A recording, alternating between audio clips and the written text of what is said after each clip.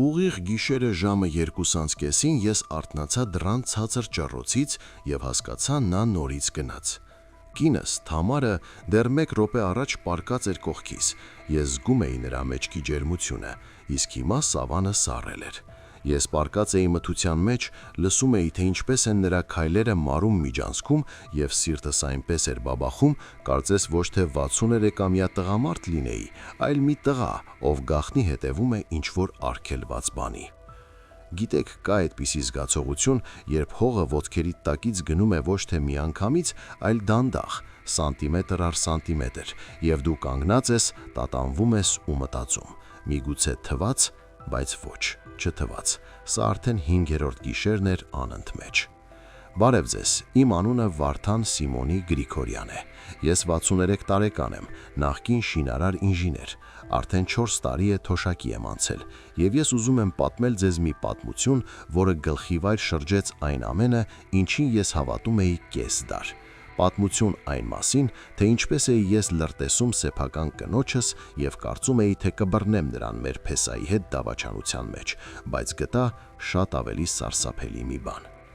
Ես ու Թամարը միասին ապրել ենք 38 տարի, 38, հասկանում եք, դա գրեթե իմ ամբողջ գիտակից կյանքն է։ Մենք ծանոթացել ենք Որոթանի հեկի շինարարության ժամանակ։ Ես այն ժամանակ երիտասարդ մասնագետ էի, իսկ նա աշխատում էր նախագծային բաժնում։ Գեղեցկուհի էր գրողը տանի, խելացի աչքերով եւ մինչեւ գոտկատեղը հասնող հյուսկով։ Ես սիրահարվեցի միանգամից, հիմարի պես։ Արագ ամուսնացանք, կես տարի անց։ Ծնվեց մեր դուստրը, Անին, հետո մյուսը, Կարինեն։ Ես աշխատում էի շինհրապարակներում ամբողջ երկրով մեկ, ընտանիքիս ինձ հետ էի տանում, իսկ Թամարը երբեք չէր բողոքում։ Նա իմ հենարանն էր, իմ թիկունքը։ Ես մտածում էի, մենք նրա հետ 2 ծառի պես ենք, որոնք արմատներով միահյուսվել են, չես պոկի։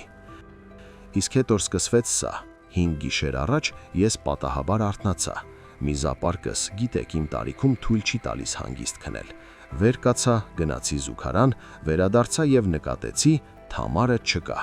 Սկզբում մտածեցի, որ նա խոհանոց է գնացել ջուր խմելու, բայց անցավ մոտ 20 րոպե, իսկ նա դեռ չկար։ Ես դուրս եկա մեր 3 սենյականոց բնակարանի միջանցք, ոտաբոբեկ, սառը հատակի վրայով։ Խոհանոցում մութ էր, լովացյարանում նույնպես։ Այդ պահին ես լսեցի ձայներ հեռավոր սենյակից, այնտեղից, որտեղ ապրում է մեր փեսան, գոռը, ցածր, խուլ ձայներ, բայց ակնհայտ էր, որ 2 հոգի խոսում են։ Գոռը կրտսեր դուստրս, Կարինեի ամուսինն է, նա 31 տարեկան է, ծրագրավորող է, աշխատում է հեռավար։ Վատ տղա չէ ընդհանուր առմամբ, թեև ես նրան երբեք առանձնապես չեմ հասկացել։ Լուռ է, ինքնամփոփ, անընդհատ իր համակարգչի մեջ է։ Կարինեի հետ նրանք ամուսնացել են 3 տարի առաջ եւ 1 տարի առաջ տեղափոխվել են մեզ մոտ։ Բնակարան վարձելը թանկ է, իսկ մեզ մոտ սենյակը դատարկ էր։ Անին վաղուց ամուսնացած է, ապրում է ուրիշ թաղամաս։ Ես դեմ չէի, ընտանիք ենք ի վերջո։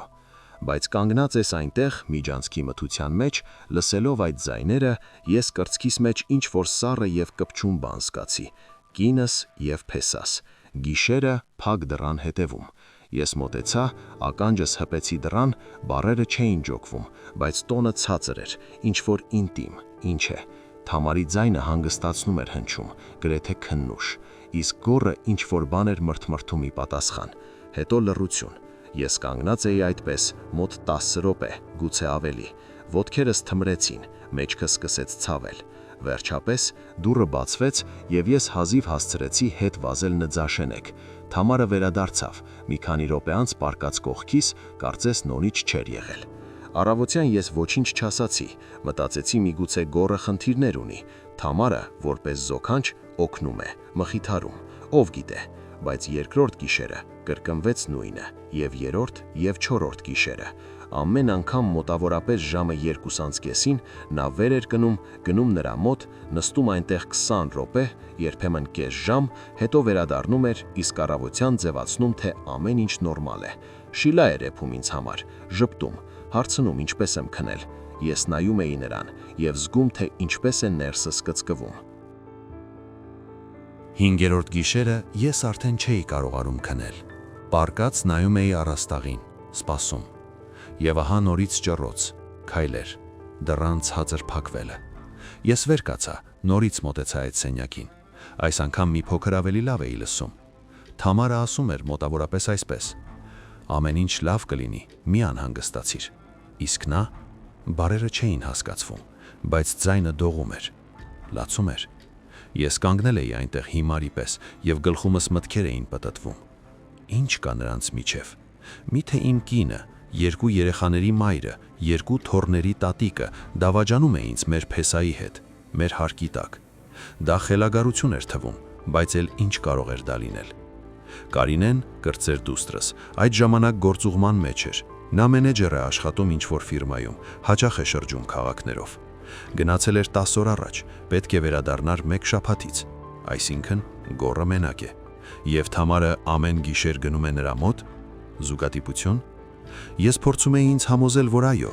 բայց կասկածները կրծում էին առնետների պես։ Հաջորդ առավոտյան, երբ Թամարը գնաց շուկա, ես մտա գոռի սենյակ։ Նա նստած էր համակարգչի մոտ, ականջակալներով ինչ-որ բան էր գրում ստեղնաշարի վրա։ Շարժվեց, տեսավ ինձ, հանեց ականջակալները։ «Վարդան Սիմոնիչ, ձեզ ինչ-որ բան է պետք», հարցրեց նա քաղաքավարի, բայց ինչ-որ լարված։ Ես նայեցի նրան։ Սովորական տղա, նիհար, ակնոցով, դեմքը գունատ, չսափրված տեսքով։ Ոչ մի առանձնահատուկ բան, բայց ես զգացի, թե ինչպես է ներսումս եռում զայրույթը։ «Ամեն ինչ կարգին է քեզ մոտ», հարցրի ես, փորձելով հանգիստ խոսել։ «Դու վերջին շրջանում ինչ-որ քո նման չես»։ Նա ցնցվեց, հայացքը փախցրեց։ «Հա, ամեն ինչ նորմալ է, գործը շատ է, հոգնում եմ»։ «Նորմալ ես քնում»։ «Քնում եմ, իսկ ինչ կա որ»։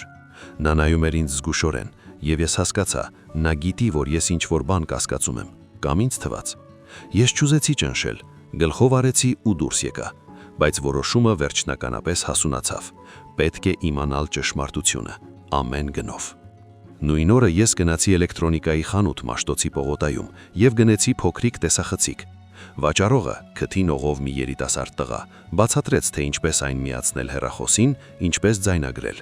Թանկ արժեր, մոտ 40,000 դրամ, թոշակից գրեթե կեսը, բայց ինձ համար միևնույն էր։ Ես պետք է իմ աչքերով տեսնեի, թե ինչ է կատարվում իմ կնոջ եւ փեսայի միջև գիշերները, իմ սեփական տանը։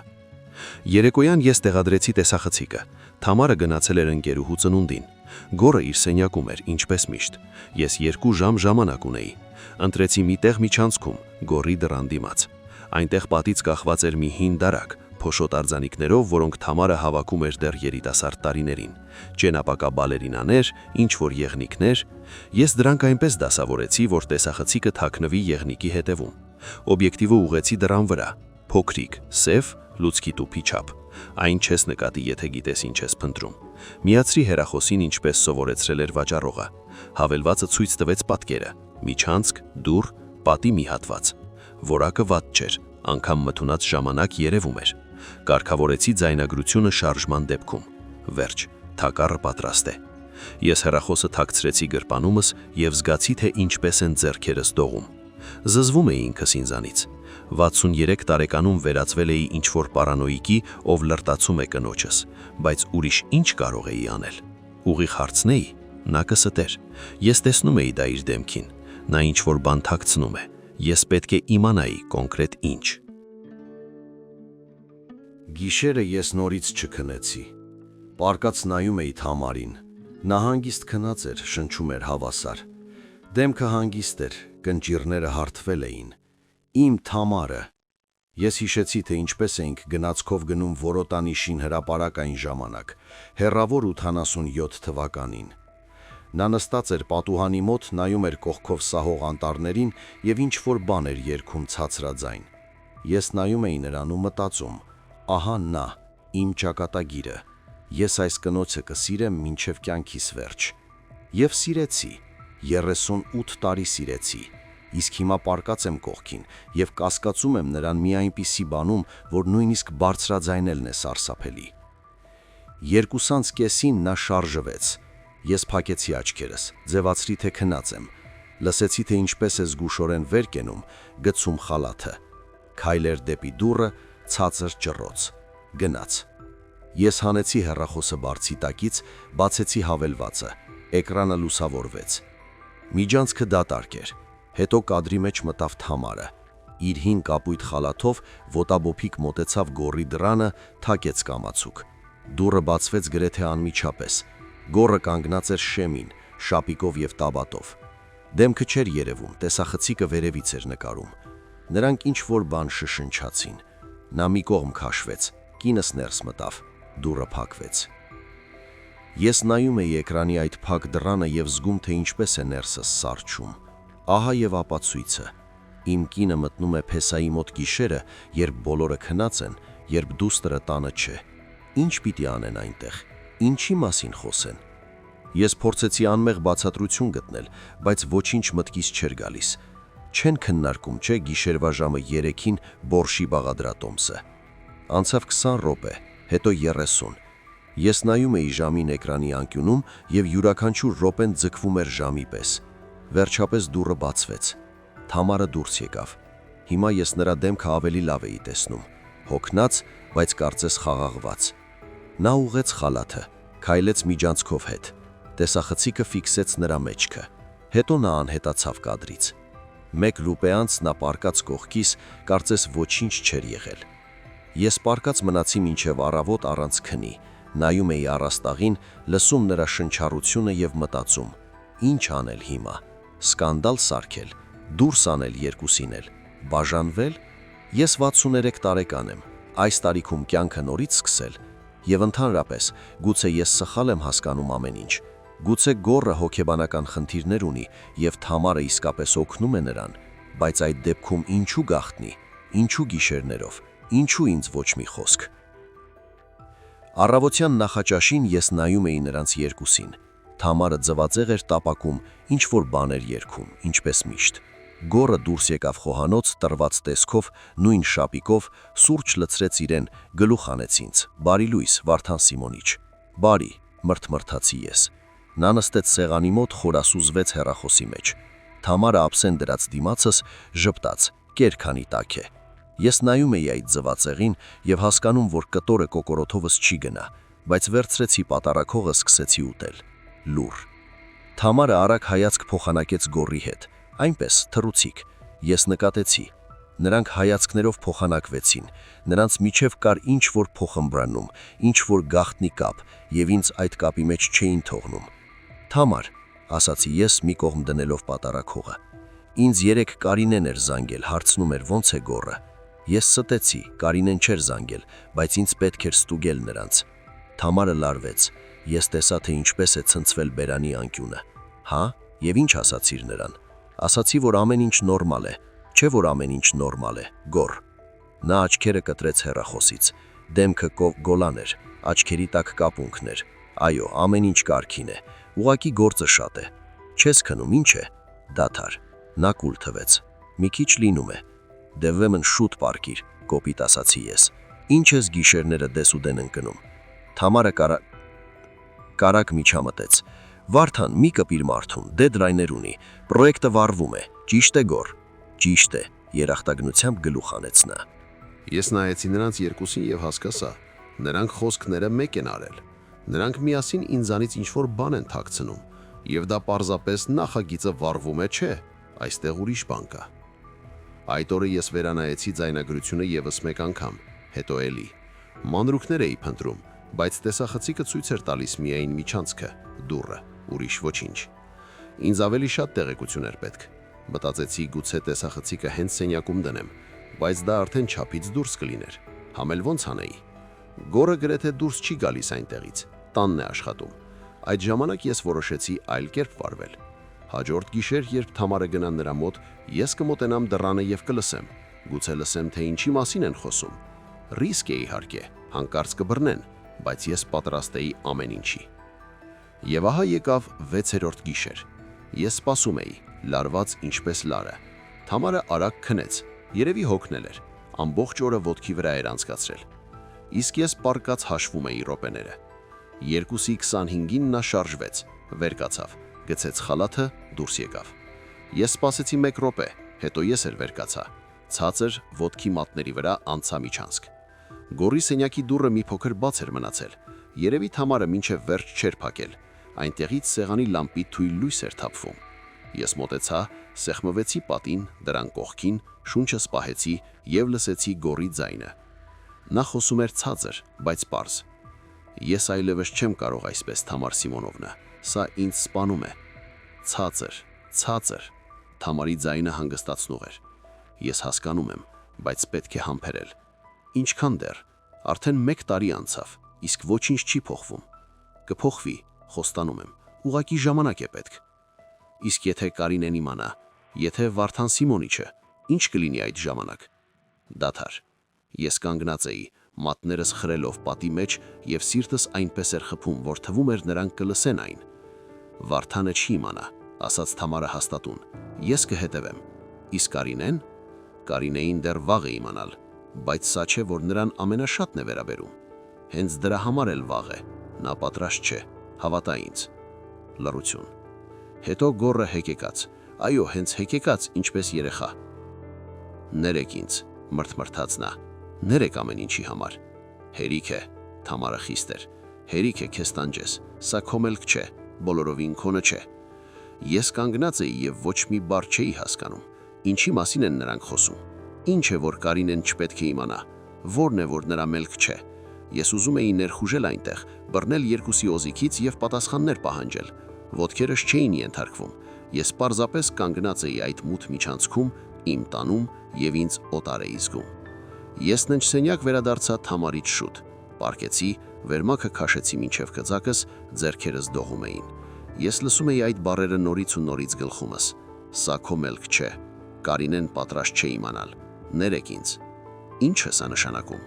Ինչ գաղտնիք են նրանք թաքցնում եւ ինչ կապ ունեմ ես։ Վարդան Սիմոնիչը, ով պարզվում է նոչինչ չպետք է իմանա։ Թամարը վերադարձավ մոտ 10 րոպե անց, պարկած հանգիստ, տեղավորվեց մահճակալի իր կողմում։ Ես պարկած մեջքով դեպի նրա եւ ատամներս այնպես էի սեղմում, որ ծնոտս ցավում էր։ Ուզում էի շրջվել եւ ճակատին հարցնել. Ինչ ես անում գիշերները փեսայի մոտ։ Ինչի մասին եք այնտեղ շշնջում։ Բայց ես լռեցի։ Ինչու՞։ Որովհետև վախենում էի։ Այո, վախենում էի լսել ճշմարտությունը, ինչպիսին էլ որ լիներ։ Առավոտյան ես արթնացա ջարդված, գլուխս աղմուկում էր, չէի քնել ընդհանրապես։ Թամարը երուզեղի մեջ էր խոհանոցում, վարսաշալ էր եփում ինձ համար։ Նա կարծում է, որ իմ տարիքում օգտակար է վարսաշալ ուտելը։ Սովորաբար ես փնփնտում եմ, բայց ուտում եմ։ Այդ առավոտ ես նստեցի սեղանին եւ ասացի. Թամար, ես պետք է խոսեմ հետդ։ Նա շրջվեց գազօջախից, հոնը բարձրացրեց։ Ինչի մասին։ Քո եւ գորի։ Ես տեսա, թե ինչպես նա գունատվեց, շրթունքները սեղմեց, հայացքը փախցրեց, ինչ նկատի ունես։ Դու ամեն գիշեր գնում ես նրա մոտ, կարծում ես չեմ նկատում։ Դադար։ Նա կացան դրեց սեղանին, դանդաղ նստեց դիմացս, նայում էր ինձ երկար, ուսումնասիրող հայացքով։ Հետո հառաչեց. Վարդան, գորը հիմա ծանր շրջան է ապրում, նրան աջակցություն է պետք։ Ինչ աջակցություն։ Կես գիշերին։ Նա չի քնում, տանջվում է, ես չեմ կարող մարդուն թողնել այդպիսի վիճակում։ Իսկ ես զգացի, թե ինչպես է ձայնս կտրվում։ Իսկ ես, քո ամուսինը, նույնպես չեմ քնում։ Պարկած մտածում եմ, որ կինս թափառում է չհասկացված նպատակով օտար տղամարդու մոտ։ Վարդան, նա ցնցվեց։ Ոնց ես կարող։ Գորը մեր դստեր ամուսինն է, ընտանիքի անդամ։ Այդ դեպքում բացատրիր ինչ է նրան պատահել։ Ինչու գաղտնի, ինչու ինձ ոչ մի խոսք։ Նա լռեց, նայում էր սեղանին, մատներով տրորում անձեռոցիկի ծայրը։ Ես սպասում էի։ Վերջապես նա բարձրացրեց աչքերը։ Ես չեմ կարող քեզ ասել։ Ներիր, սա իմ գաղտնիքը չէ, ես խոստացել եմ նրան։ Այստեղ ես պայթեցի, բռունցքով խփեցի սեղանին, այնպես որ կաթսան թռավ։ Խոստացել ես նրան, իսկ ինձ դու ինչ էիր խոստացել, երբ ամուսնանում էիր, լինել ազնիվ, լինել ինձ հետ, ոչ թե ինչ որ մեկի։ Վարդան, մի գոռա, գորը կլսի, թող լսի, թող դուրս գա այստեղ եւ ինքն ինձ ամեն ինչ պատմի։ Բայց գորը դուրս չեկավ։ Բնակարանում լռություն տիրեց։ Նա երևի նստած էր իր սենյակում եւ լսում էր մեր վեճը։ Վախկոտ։ Ես նայում էի Թամարին եւ նա նայում էր ինձ։ Եվ մեր միջև պատ էր։ 38 տարվա մեջ առաջին անգամ ես չէի հասկանում կնոջս։ Նա օտար էր։ Լավ, ասացի ես, ցածր ձայնով վեր կենալով։ Չես ուզում խոսել, պետք չէ։ Ես ինքս կիմանամ։ Ես դուրս եկա խոհանոցից, հագնվեցի եւ դուրս եկա տնից։ Ուղակի գնացի։ Շրխկացնելով դուռը, իջա վերելակով, Դուրս եկա փողոց։ Նոյեմբեր էր, ցուրտ, քամին փչում էր բաճկոնիս տակ։ Ես քայլեցի աչքիս առաջ, մեր Կոմիտասի պողոտայով, խանութների, կանգնարների կողքով։ Մարդիկ շտապում էին իրենց գործերին, եւ ոչ մեկի հոգը չէր ծերունին, ում կյանքը քանդվում է։ Ես քայլում էի ու մտածում, հիշում, գուցե ես ինչ-որ բան բաց եմ թողնել, գուցե եղել են ինչ-որ նշաններ, ակնարկներ։ Գոռն ու Կարինեն ամուսնացել են 3 տարի առաջ։ Հարսանիքը համեստ էր, մոտ 30 հոգի հյուր էր։ Գոռն այն ժամանակ ինձ նորմալ տղա թվաց, քաղաքավարի, լուռ, աշխատասեր։ Կարինեն փայլում էր հերճանկությունից։ Ես այն ժամանակ մտածեցի, դե վերջ, փոքրս էլ տեղավորվեց։ Անին արդեն 5 տարի է ամուսնացած է, ապրում է իր անդրանիկի հետ։ Նրանք 2 երեխա ունեն, իսկ Կարինեն գտավ իրենին։ Ամեն ինչ լավ է։ Հետո նրանք վարձով էին ապրում Երևանի ծայրամասում 1 տարի։ Ապրում էին կարծես նորմալ։ Կարինեն երբեմն գալիս էր ու պատմում, որ գործերը լավ են։ Գոռը պաշտոնի բարձրացում է ստացել։ Նրանք փող են հավաքում հիպոթեկի համար։ Ես ուրախանում էի։ Իսկ 1 տարի առաջ Կարինեն զանգեց, ասաց. «Պապ, կարելի է մենք ձեզ մոտ տեղափոխվենք միառժամանակ։ Վարձը թանկ է, ուզում ենք արագ հավաքել»։ Ես իհարկե համաձայնվեցի։ Թամարն էլ։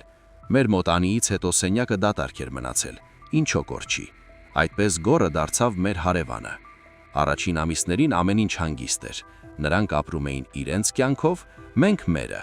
Գոռը աշխատում էր տնից, Կարինեն գնում էր գրասենյակ։ Երեկոյան ընթրում էինք մեզ հետ, երբեմն թեռուստացույց էինք նայում միասին։ Սովորական ընտանեկան կյանք։ Բայց ամիսներս 3 առաջ ես նկատի, որ Կարինեն դարձավ ինչ-որ նյարդային, գալիս էր գործից ու միանգամից սենյակ, խոհանոց գրեթե դուրս չէր գալիս։ Թամարի հետ փսփսում էին երբեմն, իսկ երբ ես մոտենում էի, լռում էին։ Գոռն էլ էր դարձել ինքնամփոփ։ Ես դա վերագրում էի հոգնածությանը, գործին, քիչ խնդիրներ չունեն մարդիկ։ Իսկ հետո սկսվեց սա։ Կարինեի գործուղումները մեկը մյուսի հետևից։ Առաջ նա հազվադեպ էր գնում, մի 2 ամիսը մեկ անգամ, իսկ այստեղ հանկարծ գնաց, 1 շաբաթ չկար, վերադարձավ 3 օրով, նորից գնաց։ Հիմա արդեն 10 օր է բացակայում է։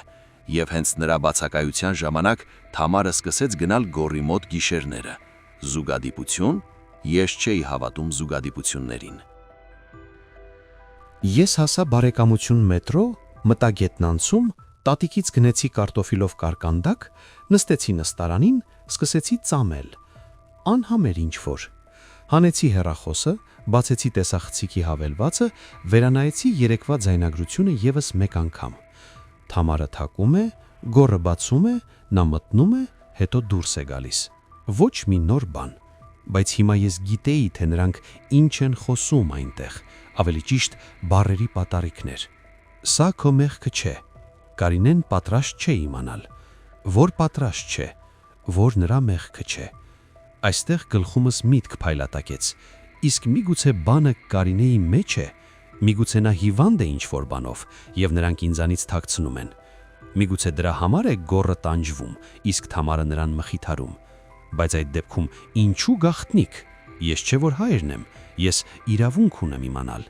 Եվ ինչու է դա քո մեղքը չէ։ Ում մեղքն է, եթե ոչ նրա։ Ինչու՞մ է մեղքը ընդհանրապես։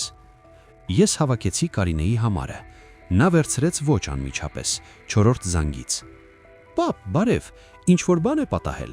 Ձայնը հոգնած էր։ Ես պատկերացրի նրան ինչ-որ հյուրանոցի համարում, նոթբուքը ծնկներին։ Ոչ, ոչինչ, ուղղակի ուզում էի լսել քեզ։ Ոնց են գործերը։ Երբ ես վերադառնալու։ Վաղը չէ մյուս օրը արդեն կլինեմ։ Գործերը նորմալ են, հոգնել եմ միայն։ Պապ, ոնց է այնտեղ Գոռը։ Նա նորմալ է իրեն զգում։ Ահա եւ այն։ Նա հարցնում է Գոռի մասին, նշանակում է անհանգստանում է, նշանակում է գիտի ինչ-որ բան։ Կարծես նորմալ է, իսկ ինչ պետք է աննորմալ լիներ։ Դադար։ Դե չէ, ուղղակի նա վերջին շրջանում ինչ-որ իր մեջ է ամբողջովին։ Ես անհանգստանում եմ։ Կարինե, ձեզ մոտ ամեն ինչ կարգին է, դու ինձ ազնիվ ասա։ Հա, պապ, ամեն ինչ նորմալ է, ուղղակի գործը շատ է երկուսիս մոտ էլ, հոգնում ենք, ոչ մի սարսափելի բան։ Նա ստեց, ես լսեցի դա ձայնից։ Իմ դուստրը, ում ես մեծացրել եմ, սովորեցրել քայլել, տարել դպրոց, նա ինձ ստեց, ինչպես Թամարը, ինչպես Գոռը, բոլորը ստում են։ Լավ ասացի ես, շուտ արի, կարոտել ենք։ Ես էլ, հաջող պապ, բարևիր մամային եւ գորին։ Նա անջատեց հեռախոսը։ Ես նստած նայում էի էկրանին։ Բարևիր գորին։ Նա անհանգստանում է նրա մասին, բայց չասում ինձ ինչու։ Ես տուն վերադարձա ճաշին։ Թամարը դիմավորեց ինձ շեմին մեղավոր դեմքով։ Վարդան, ներիր, ես չէի ուզում քեզ նեղացնել։ Լավ, մրտմրտացի ես, հանելով բաճկոնս։ Մոռանանք։ Բայց ես չմոռացա եւ չէի պատրաստվում։ Ես պարզապես որոշեցի այլ կերպ գործել։ Եթե նրանք չեն ուզում խոսել, ես կնայեմ, կլսեմ, կփորփրեմ մինչև իմանամ ողջ ճշմարտությունը, ինչքան էլ սարսափելի այն լինի։ Հաջորդ 2 օրը ես անցկացրի ինչ-որ տարօրինակ վիճակում։ Ձևացնում էի, թե ամեն ինչ նորմալ է, նախաճաշում էի Թամարի հետ, հեռուստացույց էի նայում, թերթեր էի կարդում, բայց ներսումս ամեն ինչ եռում էր։ Ես սպասում էի գիշերվան։ Ամեն գիշեր ես նայում էի տեսախցիկի ձայնագրությունները, լսում դռանը մոտ նրանց խոսակցությունները եւ ամեն անգամ ավելի քիչ էի հասկանում։ Գորն ասում էր. «Ես չեմ կարող այլևս այսպես ապրել, սա քայքայում է ինձ»։ Թամարը պատասխանում էր. «Համբերիր, ամեն ինչ կկարգավորվի, ես քեզ կօգնեմ»։ Նա. «Իսկ եթե ճշմարտությունը ջրի երես դուրս գա»։ Չի գա, Վարդանը ոչինչ չգիտի եւ չպետք է իմանա։ Ահա այդ չպետք է իմանա ինձ ամենից շատ էր հունից հանում։ Ինչու ես չպետք է իմանամ այն, ինչ կատարվում է իմ սեփական ընտանիքում։ Երրորդ գիշերը ես չդիմացա։ Երբ Թամարը դուրս եկավ գորի սենյակից եւ վերադարձավ անկողին, ես պառկած մտածում էի։ Հիշում էի իմ կյանքը, թե ինչպես հանդիպեցի Թամարին որոթանում, ինչպես էինք այնտեղ ապագա կառուցում։ Ես այն ժամանակ երիտասարդ ինժեներ էի, ամբիցիոզ, ուժերով լի։ Աշխատում էի հեկի շինարարության վրա 12 ժամ, իսկ հետո վազում էի նրա մոտ, պրոյեկտավորների հանրակցան։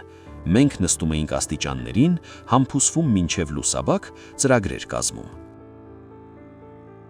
Նա ուզում էր երեխաներ, տուն, ընտանիք։ Ես ուզում էի կարիերա, մեծ նախագծեր, իմ անունը շինարարության պատմության մեջ։ Բայց հանուն նրա ընտրեցի ընտանիքը։ Մենք տեղափոխվեցինք Երևան, երբ Անին 2 տարեկան էր։ Ես աշխատանքի անցա մետրոշինում, աշխատում էի մետրոյի կառուցման վրա։ Կարինեն ծնվեց այստեղ, Երևանի ծննդատներից մեկում։ Թամարը թողեց աշխատանքը, երեխաների հետ էր, փողը չէր հերիքում։ Ես լրացուցիչ գործեր էի վերցնում, երեկոյան ցեմենտի պարկեր էի կրում մասնավոր շինհրապարակներում, ձեռքերս առնոտվում էին, մեջքս այնպես էր ցավում, որ չէի կարողանում ուղղվել։ Բայց ես համբերում էի, որովհետև դա իմ ընտանիքն էր, իմ աղջիկները, իմ Թամարը։ Ապա պատահեց այն, ինչի մասին ես աշխատում էի չմտածել։ Դա 28 տարի առաջ էր, երբ Կարինեն ընդամենը 3 տարեկան էր։ Ես աշխատում էի այն ժամանակ բնակելի համալիրի շինարարության վրա, հարավ-արևմտյան թաղամասում։ Ղեկավարը մի տղամարդ էր, Սարգսյան ազգանունով։ Նարեկ Պետրոսի Սարգսյան։ Լավ մարդ էր, ազնիվ։ Նա մի որդի ուներ, Գորիկը, մոտ 16 տարեկան։ Տղան գալիս էր երբեմն շինհրապարակ, օգնում էր հորը թղթերի հարցում, գծագրեր էր գրում։ Մի հարիկ այսպիսի, ակնոցով լուր։ Եվ ահա մի անգամ վթար եղավ։ Երրորդ հարկում փլուզվեց շինարարական հարթակը։ Ես էի պատասխանատուն անվտանգության տեխնիկայի համար այդ տեղամասում։ Ըստ հրահանգի ես պետք է ստուգեի բոլոր ամրացումները, բոլոր կապերը, բայց ես չստուգեցի, հասկանում եք։ Ես շտապում էի, թղթերի հետ կապված թոհուբոհ էր։ Ինձ պետք էր հաշվետվություն հանձնել մինչև օրվա վերջ։ Ես ստորագրեցի, առանց նայելու, եւ հարթակը փլվեց։ Դրա տակ մնացին 2 բանվոր եւ Նարեկ Պետրոսի Սարգսյանը։ Բանվորները պրծան կոտրվածքներով, իսկ Նարեկին դրանց սեղմեց բետոնե սալը։ Նա մահացավ տեղում, գիտակցության չգալով, 42 տարեկան էր։ Նրանից մնացին կինը եւ որդին, Գորիկը։ Քննություն եղավ։ Ես պետք է պատասխան տայի։ Ինձ պետք է դատեին անփութության, մարդու մահվան համար։ Բայց շինարարության պետ Վազգեն Արշակովիչը ծածկադմփոց արեց գործը։ Նա պարտավոր չէր։ Ես 1 տարի առաջ ծածկել էի նրա խարդախությունը մատակարարների հետ, եւ նա հանեց ինձ, կեղծեց փաստաթղթերը, մեղքը գծեց վարպետի վրա, ով այդ պահին արդեն ազատվել էր գործից եւ գնացել Գյումրի։ Այդ վարպետին դատեցին հեռակա, պայմանական ժամկետ տվեցին։ Իսկ ես մնացի մաքուր։ Բայց ես մաքուր չէի։ Ես գիտեի, որ մեղավորը ես եմ։ Իմ ստորագրությունն էր դրված այդ ակտի վրա։ Ես էի, որ չստուգեցի ամրացումը։ Իմ պատճառով զոհվեց Նարեկ Սարգսյանը։ Ես գնացի թաղմանը, կանգնած էի մի կողմում, նայում էի դաղաքին, լացող կնոջը, կարմրած աչքերով որդում գոռիկին։ Ինձ ուզում էի մոտենալ, ասել ներեք, վերցնել ամեն ինչ ինձ վրա, բայց ես վախեցա, լռեցի։ Վերադարձա տուն, գրկեցի Թամարին եւ ասացի ինքս, այլևս չհիշել, մոռանալ, ապրել շարունակ։ Եվ ես ապրեցի։ 28 տարի ապրեցի այդ բեռով։ Թամարը չգիտեր, ոչ ոք չգիտեր։ Միայն ես եւ Վազգեն Արշակովիչը, ով մահացավ 10 տարի առաջին ֆարկտից։ Գաղտնիքը գնաց գերեզման։ Ես կարծում էի ընդմիշտ։ Բայց հիմա, պարկած մթունության եւ լսելով Թամարի շնչառությունը, ես հանկարծ մտածեցի. իսկ ինչ որ այդ գաղտնիքը ինչ որ կերպ կապված է այն, ինչ կատարվում է հիմա։ Ոչ, զառանցանք։ Ոնց կարող է կապված լինել։ Սարգսյան։ Նարեկ Պետրոսի Սարգսյան, նրա որդի Գոռը։ Գոռ։ Ես կտրուկ նստեցի անկողնում, սիրտս սկսեց բաբախել։ Գոռ։ Գոռ Սարգսյան։ Ոչ, իմ փեսա Գոռ Կիրակոսյանն է, ենթադրենք ազգանունը այլ է եղել։ Ես հստակ հիշում եմ, երբ Կարինեն բերեց նրան ծանոթացնելու, ասաց. «Սա Գոռ Կիրակոսյանն է, իմ փեսացուն»։ Կիրակոսյան, ոչ թե Սարգսյան։ Բայց ես վեր կացա, ցածր դուրս եկա ննջասենյակից, անցա խոհանոց, միացրի լույսը, պահարանից հանեցի ընտանեկան փաստաթղթերով հին տուփը։ Այնտեղ էին աղջիկների ծննդականները, իմ ու Թամարի անձնագրերը, ամեն տեսակ տեղեկանքներ եւ Կարինեի ու Գոռի ամուսնության վկայականի պատճենը։ Ես հանեցի այն, բացեցի, կարդացի լամպի լույսի տակ։ Կարինե Վարդանի Գրիգորյան եւ Գոռ Նարեկի Կիրակոսյան։ Գոռ Նարեկի, հայրանունը Նարեկի, ձեռքերս դողացին։ Բարերը հարվածեցին ինչպես բռունցքը փորին։ Սպանել է։ Նա ասաց սպանել է։ Ես հետ գնացի Միքայել։ Ես չեմ սպանել։ Դա վթար էր։ Վթար։ Նա քմծիծաղեց դառնությամբ։ Դուք չեք ստուգել ամրացումը։ Դուք ստորագրել եք ակտը առանց նայելու։ Իմ հայրը զոհվեց, որովհետև դուք չափազանց զբաղված էիք, որպիսի անեիք ձեր գործը։ Իսկ հետո դուք ծածկադմփոց արեցիք գործը, մեղքը բարթեցիք ուրիշ մարդու վրա եւ հանգիստ ապրեցիք 28 տարի։ Հանգիստ։ Որտեղից գիտես։ Ով ասաց քեզ։ Մայրդ։ Նա իմացավ ամեն ինչ քննիչից, ով վարում էր գործը։ Նա մորս ասաց գաղտնի, որ իսկական մեղավորը դուք եք, բայց գործը փակեցին խաթրով։ Մայրս ուզում էր դատվել, հասնել ճշմարտության, բայց նա չուներ փող, կապեր, ուժ, նա պարզապես լուռ մահանում էր վշտից։ Ես մեծանում էի, տեսնում էի, թե ինչպես է նա լաց լինում գիշերները, ինչպես է աշխատում 3 տեղ, որպիսի կերակրի ինձ։ Ես ատում էի ձեզ, չիմանալով ձեր դեմքը, պարզապես անունը, Վարդան Գրիգորյան։ Եվ ես երդվեցի ինքս ինձ, որ երբևէ կգտնեմ ձեզ եւ վրեժխնդիր կլինեմ։ Ես կանգնած լսում էի, յուրաքանչյուր բառը կտրում էր դանակի պես։ Ես գիտեի, որ մեղավոր եմ, միշտ գիտեի, բայց լսել դա այն մարդու որդուց, ում ես կործանել եմ, դա անտանելի էր։ Բայց հետո ես հանդիպեցի Կարինեին, շարունակեց Գոռ ավելի ցածր, եւ ամեն ինչ փոխվեց։ Ես չէի կարող նրան ցավ պատճառել։ Նա անմեղ էր, նա լույս էր իմ կյանքում։ Ես փորձեցի մոռանալ, ներել։ Ես ամուսնացա նրա հետ, մտածեցի, որ կկարողանամ ապրել, փակելով անցյալը, բայց չստացվեց։ Ինչու։ Նա ձեռքով անցկացրեց դեմքի վրայով, որովհետև ամեն անգամ, երբ ես նայում եմ ձեզ, ես տեսնում եմ հորս դագաղը։ Ես նստում եմ մի սեղանի շուրջ մարդու հետ, ով քանդել է իմ ընտանիքը, եւ ձևացնում եմ, թե ամեն ինչ նորմալ է։ Դա պատառ է անում ինձ ներսից։ Ես չեմ քնում գիշերները, տանջվում եմ։ Եվ այդ ժամանակ Թամար Սիմոնովնան նկատեց. Թամարը, նա գիտի։ Այո, 2 ամիս առաջ ես պայթեցի։ Նա մտավ իմ սենյակ գիշերը, տեսավ, որ ես լաց եմ լինում, սկսեց հարցնել եւ ես պատմեցի ամեն ինչ։ Ես չէի ուզում, բայց չդիմացա։ Նա լսեց, իսկ հետո ասաց, որ դա իմ մեղքը չէ, որ դուք էիք մեղավոր, բայց անցել է այնքան տարի եւ վրեժը ոչինչ չի փոխի։ Նա օգնում է ինձ հաղթահարել, գալիս է, երբ ինձ շատ վատ է լինում, խոսում է, հանգստանում։ Նշանակում է ահա թե ինչ է։ Թամարը գիտեր, նա գիտեր, որ իմ փեսան Նարեկ Սարգսյանի որդին է, ում ես կործանել եմ, եւ նա օգնում էր նրան, մխիթարում, թաքցնում էր ինձանից ճշմարտությունը։ Ես չգիտեի ինչ զգալ, զայրույթ, ցավ, թե թեթևացում։ Իսկ Կարինեն, նա գիտի։ Գոռը բացասական շարժեց գլուխը։ Ոչ,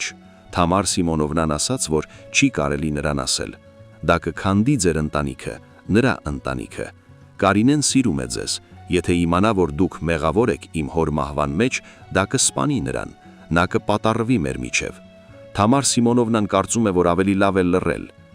Իսկ դու ուզում ես վրեժ լուծել ինձանից։ Նա նայեց աչքերիս, երկար նայեց, հետո ցածր ասաց. Ես չգիտեմ, մի մասս ուզում է, որ դուք տառապեք, ինչպես տառապել եմ ես, ինչպես տառապել է իմ մայրը, բայց մյուս մասը ես սիրում եմ Կարինեին, ես սիրում եմ ձեր կնոջը, ով ինձ համար մոր պես դարձավ։ Ես չեմ ուզում քանդել սա, բայց ես չեմ էլ կարող ներել ձեզ։ Ես սրվել եմ ատելության եւ սիրո արանքում, եւ դա ինձ խելագարեցնում է։ Ես նստեցի մահճակարի ծայրում, ոտքերս թուլացան, գլուխս պտտվում էր։ Այս ամբողջ գաղտնիքը, այս գիշերային խոսակցությունները, կասկածները, ամեն ինչ ճշմարտություն դուրս եկավ, բայց բոլորովին այն չէ, որ ես կարծում էի։ Իմ կինը չէր դավաճանում ինձ, նա պաշտպանում էր ինձ, պաշտպանում էր մեր ընտանիքը ճշմարտությունից, որը կարող էր այն ոչնչացնել։ Բառերը հարվածեցին ինչպես բռունցքը փորին։ Սպանել է, նա ասաց սպանել է։ Ես հետ գնացի մի քայլ։ Ես չեմ սպանել, դա վթար էր։ Վթար, նա քմծիծաղեց դառնությամբ։ Դուք չեք ստուգել ամրացումը, դուք ստորագրել եք ակտը առանց նայելու։ Իմ հայրը զոհվեց, որովհետև դուք չափազանց զբաղված էիք, որպեսի անեիք ձեր գործը, իսկ հետո դուք ծածկադմփոց արեցիք գործը, մեղքը բարթեցիք ուրիշ մարդու վրա եւ հանգիստ ապրեցիք, 28 տարի, հանգիստ։ Որտեղից գիտես, ով ասաց քեզ, մայրդ։ Նա իմացավ ամեն ինչ քննիչից, ով վարում էր գործը, նա մորս ասաց գաղտնի, որ իսկական մեղավորը դուք եք, բայց գործը փակեցին խաթրով, մայրս ուզում էր դատվել, հասնել ճշմարտության, բայց նա չուներ փող, կապեր, ուժ, նա պարզապես լուռ մահանում էր վշտից։ Ես մեծանում էի, տեսնում էի, թե ինչպես է նա լաց լինում գիշերները, ինչպես է աշխատում 3 տեղ, որպեսի կերակրի ինձ։ Ես ատում էի ձեզ, չիմանալով ձեր դեմքը, պարզապես անունը Վարդան Գրիգորյան, եւ ես երդվեցի ինքս ինձ, որ երբևէ կգտնեմ ձեզ եւ վրեժ խնդիր կլինեմ։ Ես կանգնած լսում էի, յուրաքանչյուր բառը կտրում էր դանակի պես։ Ես գիտեի, որ մեղավոր եմ, միշտ գիտեի, բայց լսել դա այն մարդու որդուց, ում ես կործանել եմ, դա անտանելի էր։ Բայց հետո ես հանդիպեցի Կարինեին, շարունակեց Գոռը ավելի ցածր, եւ ամեն ինչ փոխվեց։ Ես չէի կարող նրան ցավ պատճառել, նա անմեղ էր, նա լույս էր իմ կյանքում։ Ես փորձեցի մոռանալ, ներել, ես ամուսնացա նրա հետ, մտածեցի, որ կկարողանամ ապրել, փակելով անցյալը, բայց չստացվեց։ Ինչու՞։ Նա ձեռքով անցկացրեց դեմքի վրայով։ Որովհետև ամեն անգամ, երբ ես նայում եմ ձեզ, ես տեսնում եմ հորս դաղաղը, ես նստում եմ մի սեղանի շուրջ մարդու հետ, ով քանդել է իմ ընտանիքը, եւ ձևացնում եմ, թե ամեն ինչ նորմալ է, դա պատառ է անում ինձ ներսից, ես չեմ քնում գիշերները, տանջվում եմ, եւ այդ ժամանակ Թամար Սիմոնովնան նկատեց։ Թամարը, նա գիտի։ Այո, 2 ամիս առաջ ես պայթեցի, նա մտավ իմ սենյակ գիշերը, տեսավ, որ ես լաց եմ լինում, սկսեց հարցնել եւ ես պատմեցի ամեն ինչ, ես չէի ուզում, բայց չդիմացա, նա լսեց, իսկ հետո ասաց, որ դա իմ մեղքը չէ, որ դուք էիք մեղավոր, բայց անցել է այնքան տարի եւ վրեժը ոչինչ չի փոխի, նա օգնում է ինձ հաղթահարել, գալիս է, երբ ինձ շատ վատ է լինում, խոսում է, հանգստանում։ Նշանակում է ահա թե ինչ է, Թամարը գիտեր, նա գիտեր, որ իմ Փեսյան Նարեկ Սարգսյանի որդին է, ում ես կործանել եմ, եւ նա օգնում էր նրան, մխիթարում, թաքցնում էր ինձանից ճշմարտությունը։ Ես չգիտեի ինչ զգալ, զայրույթ, ցավ, թե թեթևացում։ Իսկ Կարինեն, նա գիտի, գոռը բացասական շարժեց գլուխը։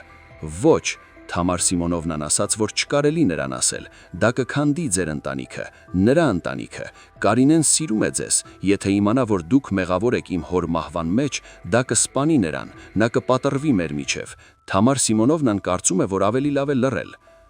Իսկ դու ուզում ես վրեժ լուծել ինձանից։ Նա նայեց աչքերիս, երկար նայեց, հետո ցածր ասաց. Ես չգիտեմ, մի մասս ուզում է, որ դուք տառապեք, ինչպես տառապել եմ ես, ինչպես տառապել է իմ մայրը, բայց մյուս մասը, ես սիրում եմ Կարինեին, ես սիրում եմ ձեր կնոջը, ով ինձ համար մոր պես դարձավ, ես չեմ ուզում քանդել սա, բայց ես չեմ էլ կարող ներել ձեզ, ես լռվել եմ ատելության եւ սիրո արանքում, եւ դա ինձ խելագրացնում է։ Ես նստեցի մահճակալի ծայրում, ոտքերս թուլացան, գլուխս պտտվում էր։ Այս ամբողջ գաղտնիքը, այս գիշերային խոսակցությունները, կասկածները, ամեն ինչ ճշմարտություն դուրս եկավ, բայց բոլորովին ոչ այն, ինչ ես կարծում էի։ Իմ կինը չէր դավաճանում ինձ, նա պաշտպանում էր ինձ, պաշտպանում էր մեր ընտանիքը ճշմարտությունից, որը կարող էր դա նոչնչացնել։ Ինչ հիմա, հարցրի ես խրպոտ։ Չգիտեմ, գոռը ուսերը թոթվեց։ Թամար Սիմոնովնան ասում է, որ ժամանակի ընթացքում ինձ ավելի հեշտ կլինի, որ ես կընդունեմ սա եւ կկարողանամ ապրել, բայց առայժմ ինձ շատ ծանր է։ Ես նայում էի նրան, այս երիտասարդ տղամարդուն, ում ես ակամա որբ դարձրի 28 տարի առաջ։ Ես գողացա նրանից հորը, մանկությունը, ապագան, իսկ նա միևնույն է, ամուսնացավ իմ դստեր հետ, հանդուրժում է ինձ, փորձում է ապրել։ Որքան է նա ինձանից ուժեղ։ Ներիր, ասացի ես։ Ներիր ինձ, գոռ, ես մեղավոր եմ, ես վախկոտ էի այն ժամանակ եւ մնացի այդպիսին։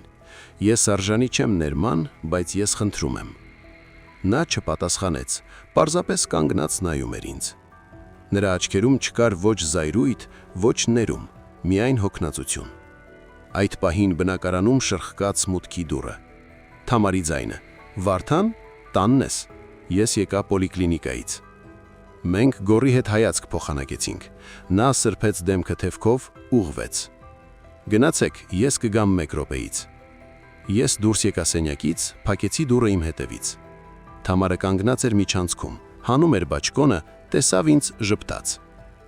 Գունատ ես ինչ-որ, վատ ես զգում։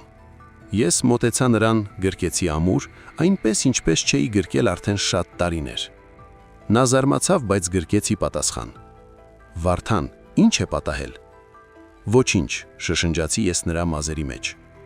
Ուղղակի շնորհակալ եմ քեզ ամեն ինչի համար։ Նա չէր հասկանում ինչի մասին եմ ես, բայց ես գիտեի։ Շնորհակալություն այն բանի համար, որ նա պահպանեց մեր ընտանիքը, այն բանի համար, որ օգնում էր գորին, այն բանի համար, որ չասաց ինձ ճշմարտությունը, որը կքանդեր ամեն ինչ։ Իմ Թամար, իմ ամրոց։ Այդ երեկոն մենք անցկացրինք բոլորս միասին խոհանոցում։ Թամարը տապակա էր պատրաստել կարտոֆիլով, իմ սիրածը։ Գոռը դուրս եկավ ընթրիքի, նստեց դիմացս եւ մենք ուտում էինք լուռ։ Թամարը փորձում էր խոսեցնել մեզ, հարցնում էր էսիցենից, բայց ստանում էր միակտուր պատասխաններ։ Նա զգում էր լարվածությունը, ես տեսնում էի դա նրա դեմքին, բայց նա չէր պնդում։ Ընթրիքից հետո ես ասացի, որ գնում եմ զբոսնելու, հագնվեցի եւ դուրս եկա փողոց։ Նոյեմբերյան երեկո, մութ է արդեն, լապտերները վառվում են։ Ես քայլում էի մեր բակով, խաղահրապարակի կողքով, նստաների կողքով, որտեղ ամռանը նստում են տատիկները։ Հիմա դատարկ է, ցուրտ։ Ես հասա հին ավտոնգատների կոոպերատիվին, բակի ծայրին։ Այնտեղ ես առաջ ավտոնգատ ունեի։ Վաճառեցի այն մոտ 5 տարի առաջ, մեքենան նույնպես։ Ինչի՞ս է պետք թոշակառուիս մեքենան, միայն ծախս է։ Կանգնեցի ցանկապատի մոտ, հանեցի ծխախոտը։ Ես թողել էի ծխելը 10 տարի առաջ, բայց այդ օրը գնեցի տուփքը պոլիկլինիկայից վերադառնալիս։ Ծխեցի, ներշնչեցի։ Դառ էր, զզվելի, բայց շեղում էր։ Ես կանգնած մտածում էի այն մասին, ինչ իմացա։ Գոռ Սարգսյան, Նարեկի որդին, նա եկավ իմ ընտանիք ոչ պատահական։ Ճակատագիրն էր նրան Կարինեի հետ կապել, թե նա ինքն էր փնտրում հանդիպումը։ Չէ, նա ասաց, որ ծանոթացել են պատահաբար, բայց նույնիսկ եթե այդպես է, ինչպես նա կարողացավ սիրահարվել իր թշնամու դստերը։ Ինչպես կարողացավ ամուսնացալ, ապրել մեկ հարկի լաքավ, նայել աչքերիս ամեն օր։ Ես հիշեցի նրա խոսքերը։ Ես լռվել եմ ատելության և սիրո արանքում։ Երևի դա իսկապես դժոխք է, սիրել այն մարդու ընտանիքը, ով քանդել քոնը։ Ես փորձեցի ինձ դնել նրա տեղում։ Եթե ինչ-որ մեկը սպանել իմ հորը, իսկ հետո ես հանդիպեի նրա դստերը, սիրահարվեի, ամուսնանայի, կկարողանայի։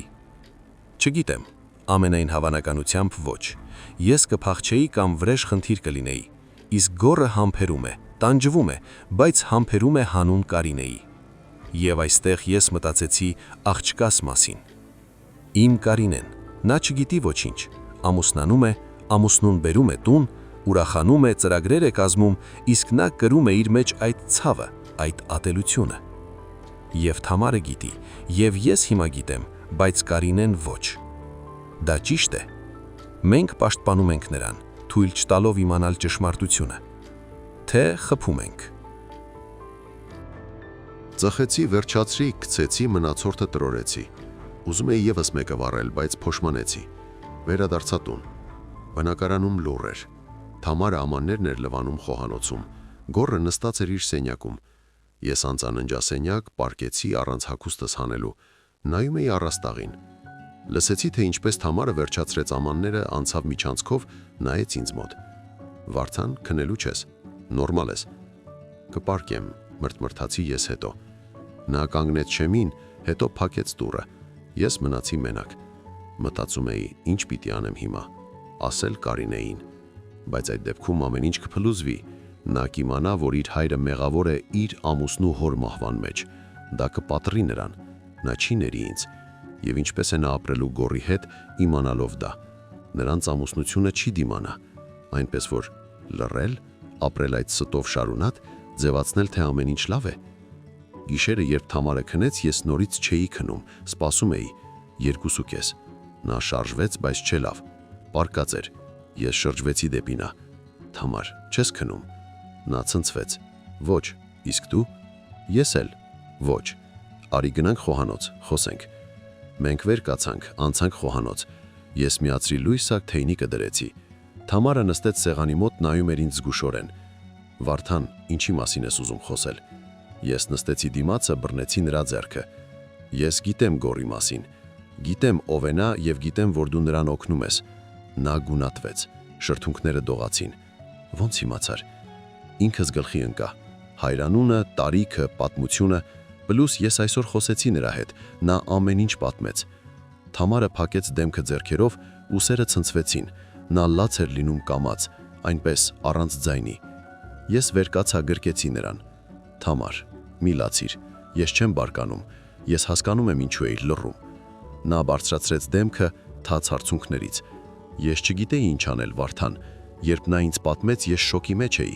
Ես հասկացա, որ դա քո մեղքն է, որ դու թաքցրել ես դա այսքան տարի, բայց ես չէի կարող դուրս անել նրան, չէի կարող ասել Կարինեին, դա կքանդեր ամեն ինչ։ Ես փորձում էի օգնել նրան, աջակցել, որպեսզի նա չկոտրվի, որպեսզի մեր ընտանիքը չքանդվի։ Դու ապրես, ասացի ես ցածր։ Դու պահում ես մեզ բոլորիս, շնորհակալություն։ Իսկ դու։ Նա նայում էր ինձ վախեցած։ Ինչ ես հիմա անելու։ Կասես Կարինեին։ Ես լռեցի։ Թեյնիկը եռաց, կտաց։ Ես վեր կացա, լցրի երկուսիս թեյը, վերադարձա, նստեցի։ Չգիտեմ, մի մասս ուզում է ասել, խոստովանել ամեն ինչում, ներողություն խնդրել, պատիժ կրել, բայց մյուս մասը հասկանում է, որ դա կոչնչացնի Կարինեին, և գոռին նույնպես, այնպես որ ես չգիտեմ։ Թամարը գրկեց բաժակը ձեռքերով, նայում էր թեյին։ Գոռը խնդրել էր ինձ չասել քեզ, նա վախենում էր, որ դու դուրս կանես նրան, կամ սկանդալ կսարքես, կամ ավելի վատ, կպատմես Կարինեին ինքդ։ Ես դուրս չեմ անել նրան և չեմ ասի Կարինեին, առայժմ չեմ ասի, բայց ինձ պետք է մտածել ինչպես ուղղել սա։ Ուղղել, Վարդան, անցել է 28 տարի, դու ոչինչ չես ուղղի։ Կարող եմ փորձել, Ես մեղավոր եմ այդ տղայի առաջ, նրա մոր առաջ, ով մահացավ, նրա հոր առաջ, ես պետք է գոնե մի բան անեմ։ Ինչ կոնկրետ, ես չգիտեի, բայց զգում էի, որ պարզապես ապրել շարունակ, ձևացնելով, թե ոչինչ չի պատահել, դա վախկոտություն է, նույն վախկոտությունը, որը ստիպեց ինձ լռել 28 տարի առաջ։ Ես չէի կարող կրկնել այդ սխալը։ Ես կխոսեմ նրա հետ վաղը, կփորձեմ հասկանալ, ինչ է նրան պետք։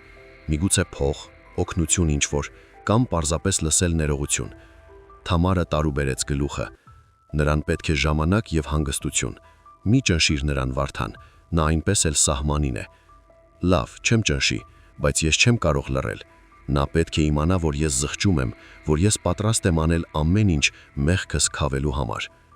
Մենք նստեցինք խոհանոցում մինչև լուսաբաց, թե էինք քմում եւ զրուցում։ Թամարը պատմում էր, թե ինչպես էր գոռը գալիս նրա մոտ գիշերները, լաց լինում, ասում, որ ատում է իրեն այն բանի համար, որ չի կարողանում ատել ինձ, թե ինչպես է նա վախենում, որ Կարինեն կիմանա եւ այդ ժամանակ կկորցնի նրան, թե ինչպես է նա երազում մոռանալ անցյալը, բայց չի կարողանում։ Ես լսում էի եւ հասկանում, այդ տղան տառապում է ոչ պակաս քան ես, միգուցե նույնիսկ ավելի շատ, որովհետեւ նա մեղավոր չէ, իսկ ես այո։ Երբ լուսացավ, Թամարն ասաց. «Վարդան, խոստացիր ինձ մի բան, ինչ էլ որ որոշես անել, նախ խոսիր ինձ հետ, տաք գլխով մի գործիր։ Մեր ընտանիքը փխրուն է, հիմա մեկ սխալ քայլ եւ ամեն ինչ կփլվի։ Ես խոստացա եւ պահեցի խոսքս այդ օրը։ Ես չսկսեցի խառնվել գոռի գործերին, խոսակցություններ չսարքեցի, պարզապես ապրում էի, թերթ էի կարդում, լուրեր էի նայում, օգնում էի Թամարին ճաշի հարցում, ձևացնում էի, թե ամեն ինչ առաջվա պես է, բայց ներսումս ամեն ինչ եռում էր։ Ես մտածում էի այն մասին, թե ինչպես ուղղել անցյալը, որը չես ուղղի, ինչպես քավել մեղքը, որը չափազանց մեծ է քավության համար, եւ ինչպես ապրել շարունակ իմանալով, որ ինձ հետ նույն հարկի տակ մի մարդ է, ով ունի բոլոր հիմքերը ինձ ատելու։ Հաջորդ օրը Կարինեն զանգեց վաղ առավոտյան, ասաց, որ վերադառնում է այսօր երեկոյան, ժամը 7-ին, ձայնը հոգնած, բայց ուրախ։ Ես լսում էի նրան ու մտածում. ահա նա հիմա կգա, կգրկի ինձ ու գորին, կպատմի գործուղման մասին, կծիծաղի, իսկ մենք բոլորս երեքով կնստենք ու կլռենք այն մասին, ինչ գիտենք, կժպտանք նրան ձևացնելով, թե ամեն ինչ լավ է, սա սուտ է, չէ, բայց ինչ ընտրություն ունենք։ Ամբողջ օրը ես ասեղների վրա էի։ Թամարը պատրաստում էր Կարինեի սիրած խնձորով կարկանդակը, երգում էր խոհանոցում։ Գոռը դուրս եկավ ճաշին, գունատ տեսք ուներ, բայց հանգիստ էր։ Մենք կերանք լուռ։ Նա վերադարձավ սենյակ, իսկ ես նստած նայում էի ժավին։ Ժամը 1-ը, 2-ը, 3-ը, ժամանակը ձգվում էր անտանելի դանդաղ։ Ժամը 5:30 ես չդիմացա, թակեցի գոռի դուռը։ Նա բացեց, նայեց ինձ հարցական։ Կարելի է խոսել, հարցրի ես։ Նա գլխով արեց, մի կողմ քաշվեց։ Ես մտա, փակեցի դուռը։ Մենք կանգնած էինք սենյակի մեջտեղում, նայում էինք իրար։ Վերջապես ես ասացի. Կարինեն շուտով կգա, ես ուզում եմ, որ մենք պայմանավորվենք, ինչպես մեզ պահել։ Ինչպես միշտ, պատասխանեց գոռը ցածր, ձևացնել, որ ոչինչ չի փոխվել, բայց փոխվել է։ Ես հիմա գիտեմ ով ես դու գիտես, որ ես գիտեմ, Թամար Սիմոնովնան գիտի։ Մենք բոլորս կապված ենք այս գաղտնիքով, բայց Կարինեն ոչ, եւ ես չեմ ուզում, որ նա տառապի իմ պատճառով, իմ սխալի պատճառով 28 տարի առաջ։ Գոռը նստեց մահճակալի ծայրում, կախեց գլուխը։ Ես էլ չեմ ուզում, դրա համար էլ ապրում եմ այստեղ, նայում եմ ձեզ ամեն օր ու փորձում չպայթել։ Իսկ ինչ է քեզ պետք, որպիսի թեթևանաս, հարցրի ես, նստելով սեղանի մոտի աթոռին։ Փող, ես կարող եմ վաճառել ամառանոցը, բնակարանը, կտամ ամեն ինչ ունեմ։ Նա բարձրացրեց գլուխը, նայեց ինձ զարմանքով։ Փող, դուք կարծում եք փողը կվերադարձնի ինձ հորս, մանկությունս, մորս, ով այրվեց վշտից։ Ոչ, չի վերադարձնի, բայց սա գոնե մի բան է, փոխհատուցում։ Ինձ պետք չէ փոխհատուցում։ Նա վեր կացավ, մոտեցավ պատուհանին։ Ինձ պետք է, չգիտեմ ինչ է ինձ պետք, գուցե ուղակի ժամանակ, կամ որ դուք խոստովան եք, հրապարակավ։ Գնաք ոստիկանություն, ասեք ճշմարտությունը, որպիսի հորս անունը մաքրեն, որպիսի բոլորն իմանան, որ դուք էիք մեղավոր։ Ես մտածմունքի մեջ ընկա, գնալ ոստիկանություն 28 տարի անց։ Գործը վաղուց փակված է, փաստաթղթերը նոչնչացված են, վկաները մահացած են կամ ցրված երկրով մեկ։ Ինձ չեն նստեցնի, վաղության ժամանակը անցել է, բայց սկանդալ կլինի։ Իմ անունը, մեր ընտանիքը, ամեն ինչ դուրս կգա թերթեր, ինտերնետ, Կարինեն կիմանա, Անին կիմանա, թոռները կիմանան։ Նրանք կիմանան, որ իրենց պապը մարդասպան է, քավոք, որ 30 տարի թաքունվել է արդարադատությունից։ Եթե ես դա անեմ, ասացի ես դանդաղ, մեր ընտանիքը կքանդվի։ Կարինեն չի ների ինձ։ Նա հնարավոր է թողնի քեզ, որովհետև չի կարողանա լինել այն մարդու հորկինը, ում կործանել է իր հորը։ Դու դա ես ուզում։ Գորը լռում էր երկար, հետո շրջվեց դեպի ինձ։ Ոչ, չեմ ուզում։ Դրա համար էլ ես լռում եմ, բայց լռության ամեն օրը սպանում է ինձ, հասկանում եք, ես սիրում եմ Կարինեին կյանքից շատ, բայց ես ատում եմ ինձ այն բանի համար, որ դավաճանում եմ հորս հիշատակը, ապրելով ձեզ հետ մի հարգի տակ։ Դա նման է երկու մասի պատրվելուն։ Ես մոտեցա նրան, ձեռքս դրեցի ուսին, նա մի կողմ չքաշվեց։ Գոր, ես չեմ կարող վերադարձնել հորդ, չեմ կարող փոխել անցյալը, բայց ես կարող եմ փորձել լինել ավելի լավը հիմա, քեզ համար, Կարինեի համար, մեր ընտանիքի համար։ Ասա ինչ անեմ եւ ես կանեմ, միայն մի խնդրիր ոչնչացնել ընտանիքը, խնդրում եմ։ Նա նայում էր աչքերիս, նրա հայացքում այնքան ցավ կար, որ ես վախեցա։ Վերջապես նա ասաց. ապրեք, պարզապես ապրեք եւ իմացեք, որ մեղավոր եք։ Կրեք այդ մեղքը, ինչպես ես կրում եմ իմ ցավը։ Եվ երբ Կարինեն հարցնի ինչու եմ ես տխուր, մի ասեք նրան, որ ամեն ինչ կարգին է։ Ասեք, որ կյանքը բարդ է, որ ամեն մեկն իր խաչն ունի, բայց ճշմարտությունը մի ասեք, երբեք, խոստացեք։ Խոստանում եմ, ասացի ես եւ ձայնս դողաց։ Մենք կանգնած էինք այդպես, ձեռքս նրա ուսին, եւ ես զգում էի, թե ինչպես է ներսումս ինչ-որ բան կոտրվում վերջնականապես։ Ես հասկացա, որ երբեք չեմ ների ինձ, որ կկրեմ այդ մեղքը մինչև օրերիս վերջ, բայց եթե դա է գինը, որպիսի Կարինեն երջանիկ լինի, որպիսի Գորը վերջնականապես չքանդվի, ես պատրաստ եմ վճարել։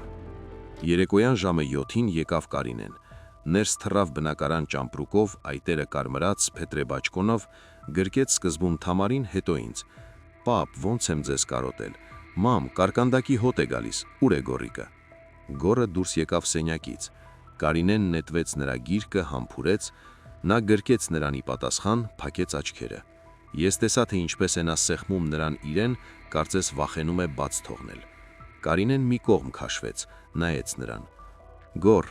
դու նիհարել ես ու գունատ ես ինչ-որ, վատ ես զգում։ Նորմալ եմ, ուղղակի գործը շատ էր։ Դու քեզ չես խնայում, մամ, դուք հետևում եք նրան։ Թամարը ժպտաց։ Փորձում ենք, բայց նա համառ է ինչպես եւ քո հայրը։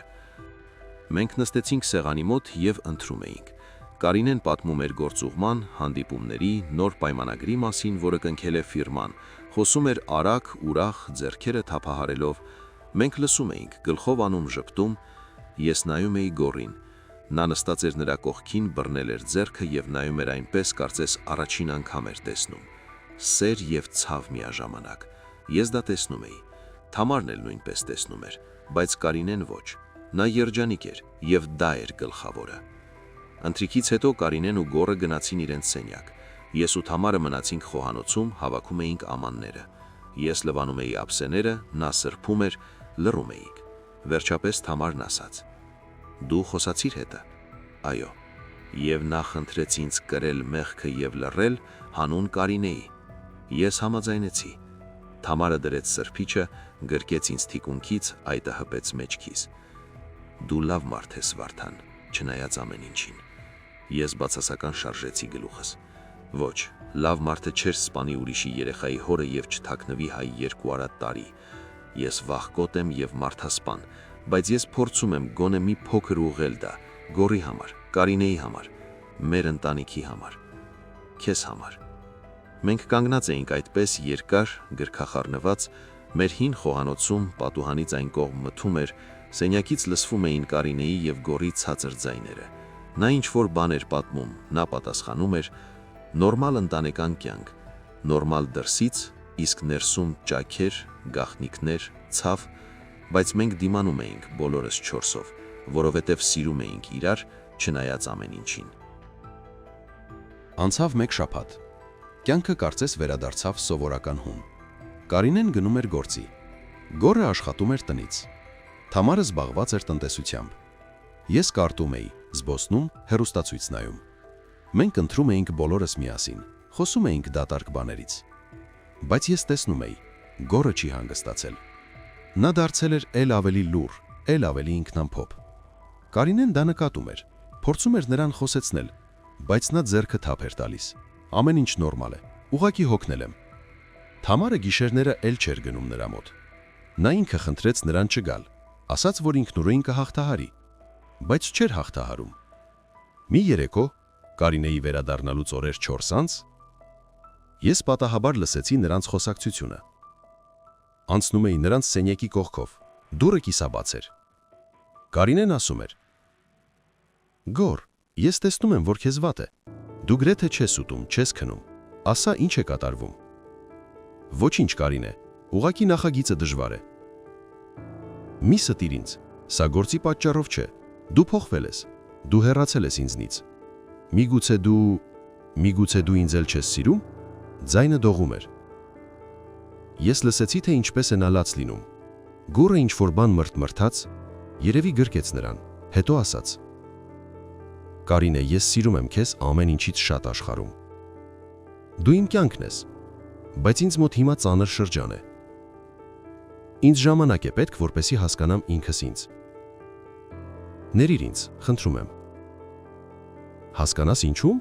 Ասա ինձ, ես քո կինն եմ, ես պետք է իմանամ։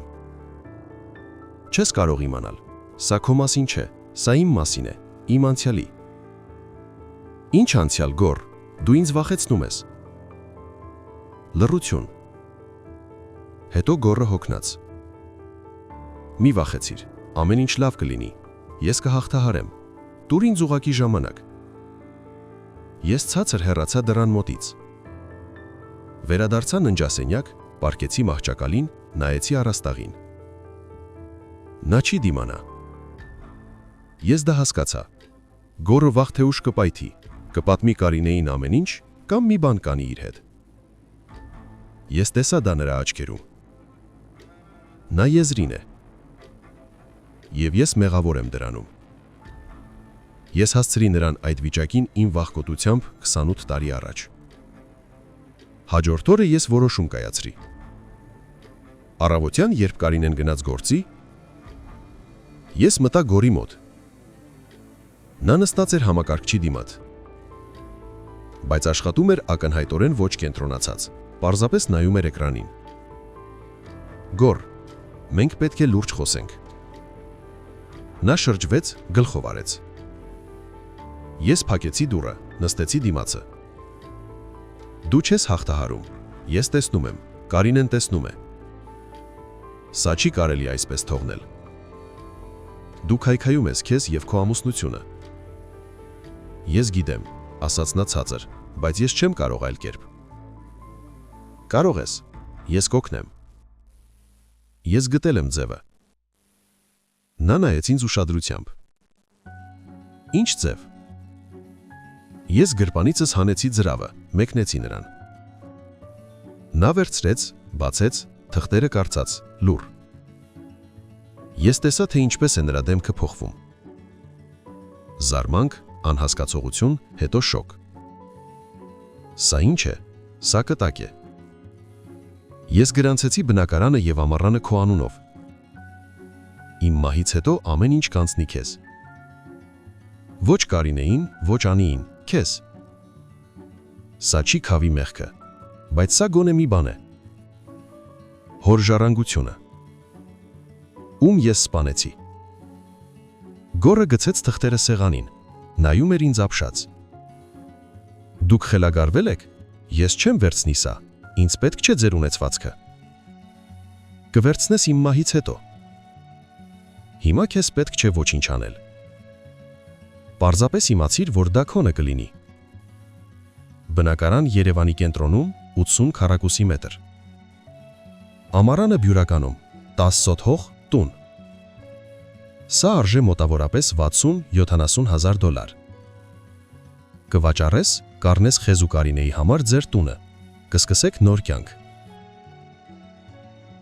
Բայց Կարինեն, Անին, նրանք ձեր դուստրերն են, նրանք դեմ կլինեն։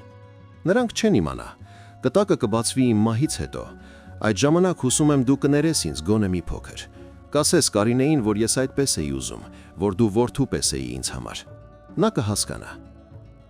Գոռը տարու բերեց գլուխը։ Ոչ, սա սխալ է։ Ես չեմ առնվի ձեր փողերով։ Սա փողի մասին չէ ընդհանրապես։ Ես գիտեմ, ասացի ես։ Սա արդարության մասին է։ Դու արժանի ես փոխհատուցման։ Քո մայրը արժանի էր, բայց նա արդեն չկա, եւ ես կարող եմ տալ միայն քեզ։ Վերցրու սա ոչ թե քեզ համար, այլ Կարինեի, որպեսի դուք ունենաք ձեր տունը, որպեսի չապրեք պարտքով, կախված չլինեք ոչ wokից։ Նա լռեց երկար, նայեց թղթերին, ինձ, հետո նորից թղթերին, վերջապես արտաբերեց։ Իսկ Թամար Սիմոնովնան գիտի։ Գիտի, ես նրա հետ քննարկել եմ, նա համաձայն է, նա նույնպես ուզում է, որ դու երջանիկ լինես։ Իսկ Կարինեն, ոնց ես նրան կբացատրեմ, երբ գա ժամանակը։ Կասես ճշմարտությունը, որ ես ուզում էի օգնել ձեզ, որ ես սիրում էի քեզ որդու պես։ Դա ճշմարտություն կլինի, որովհետև ես իսկապես սկսել եմ քեզ սիրել, Գոր, չնայած ամեն ինչին։ Դու լավ մարդ ես, շատ ավելի լավը, քան ես։ Նրա աչքերը լցվեցին արցունքներով։ Նա կտրուկ վեր կացավ, շրջվեց։ Մի ասեք այդպես, դուք չգիտեք ինչ եմ ես զգում, ինչ մտքեր եմ ունենում։ Գիտեմ, դու ուզում ես ինձ ատել, բայց չես կարողանում, որովհետև սիրում ես Կարինեին, որովհետև հարգում ես Թամարին, որովհետև դու չար մարդ չես։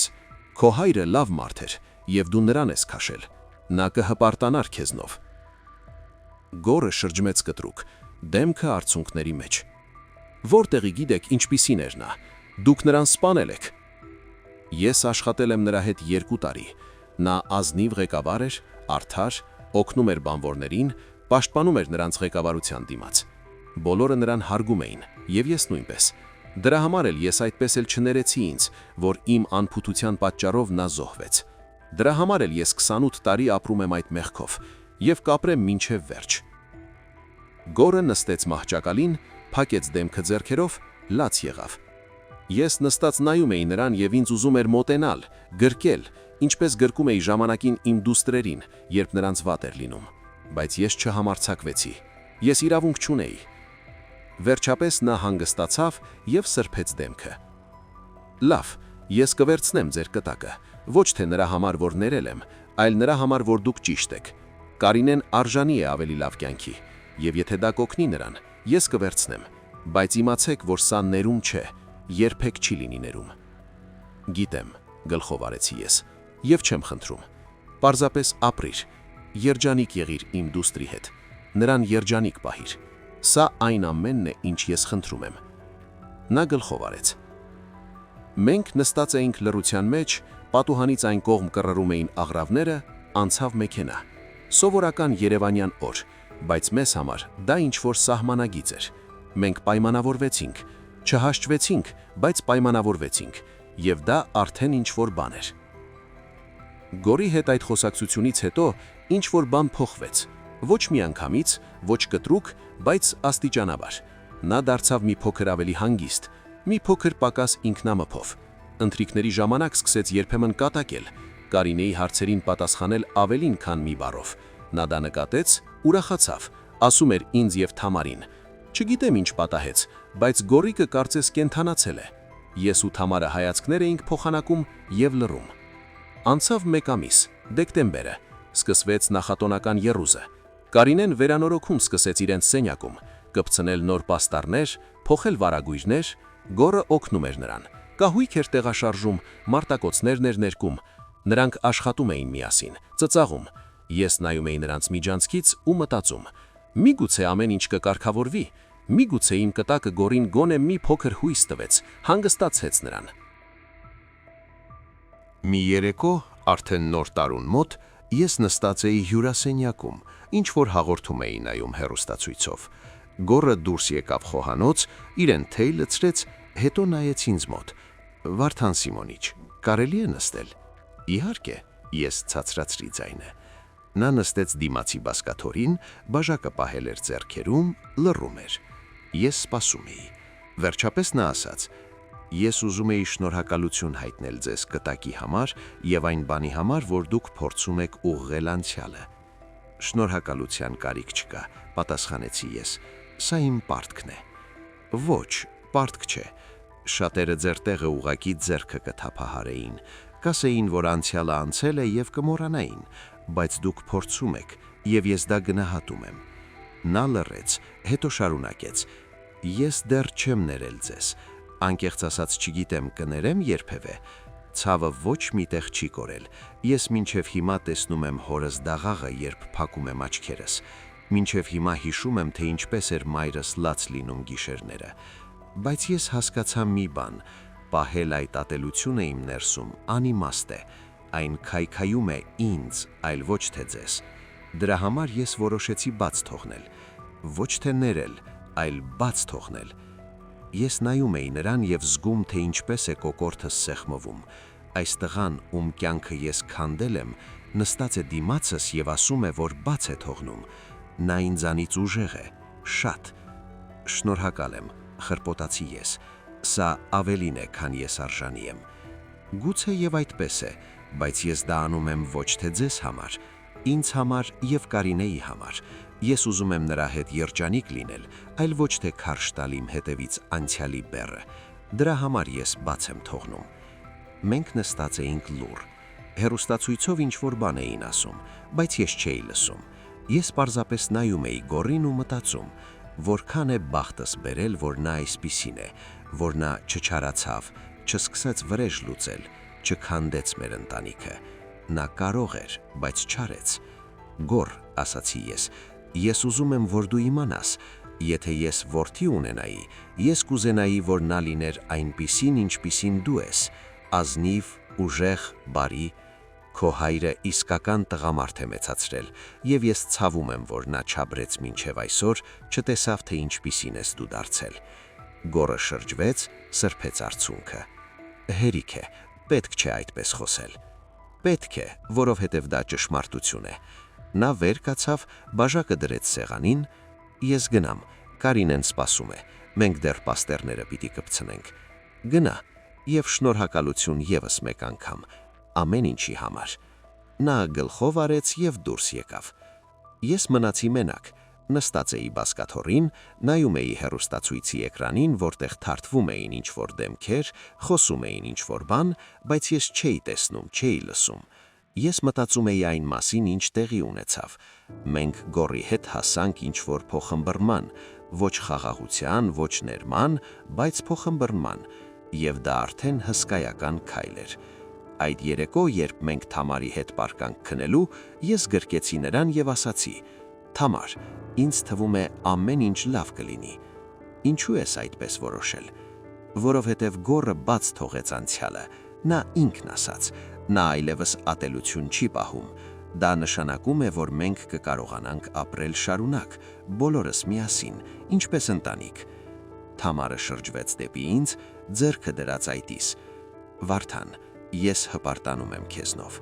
Դու արեցիր այն ամենը, ինչ կարող էիր։ Դու լավ մարդ ես, եւ ես սիրում եմ քեզ։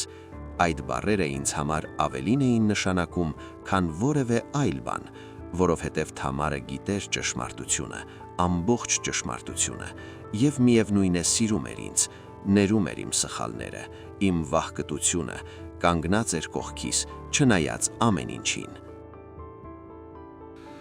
Նոր տարին մենք դիմավորեցինք բոլորս միասին։ Կարինեն գոռի հետ, մենք Թամարի հետ։ Անին եկավ ամուսնու եւ երեխաների հետ։ Սեղան գցեցինք, միացրինք հեռուստացույցը, լսում էինք վարչապետի ուղերձը։ Կեսգիշերին բաժակ խփեցինք, գրկախառնվեցինք, իրար երջանկություն մաղթեցինք։ Կարինեն գրկեց ինձ ու ասաց. «Պապ, շնորհակալ եմ քեզ ամեն ինչի համար, դու լավագույնն ես»։ Ես գրկեցի նրան ու մտածեցի,